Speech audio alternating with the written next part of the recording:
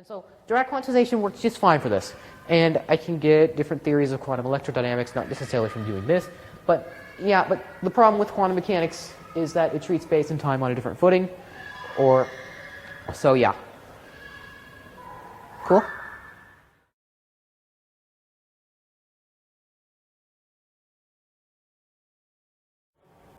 It was a very difficult and overwhelming diagnosis. I think certainly facing autism was one of the biggest struggles of my life with my child. Jake was our little buddy.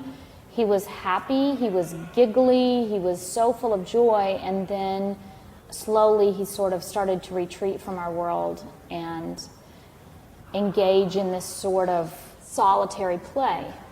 And it was very frightening and just devastating. But I think the message is that in that solitary play, there's value. And children with autism are not really missing. There's something that they're thinking about. They're just thinking in a much deeper, maybe sometimes more sophisticated way. When a child is diagnosed with autism, they're enrolled in therapy. And this protocol seems to take up quite a bit of time. And we were working, trying to get him to rejoin our world, stuff like stacking rings, things like trying to get him to smile at a teddy bear. And we were getting relatively little feedback from Jacob. It seemed that when the therapy was over, I noticed he was doing these remarkable things.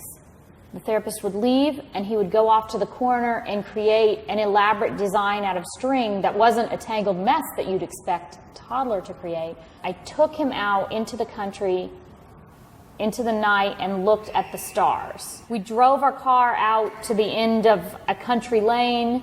We turned the lights on, we played jazz music, and just ate popsicles together and looked at the stars, and I had no idea that the stars would be the thing that brought Jacob back into our world. I was always interested in how the world around me works and what are the different structures in it, and I've been interested in that ever since a little boy. So I've always sort of had an interest. When I started attending university, I was still quite undecided.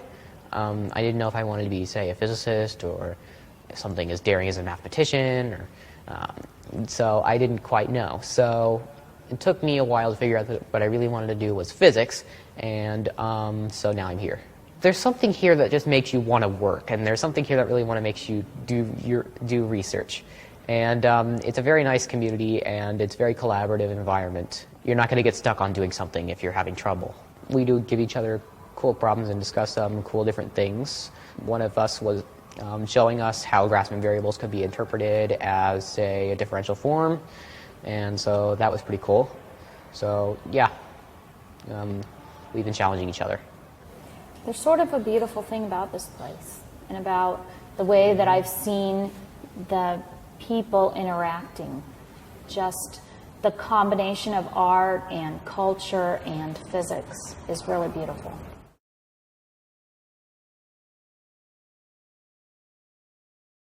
I do quite a lot of physics, to admit it. I find it very fascinating.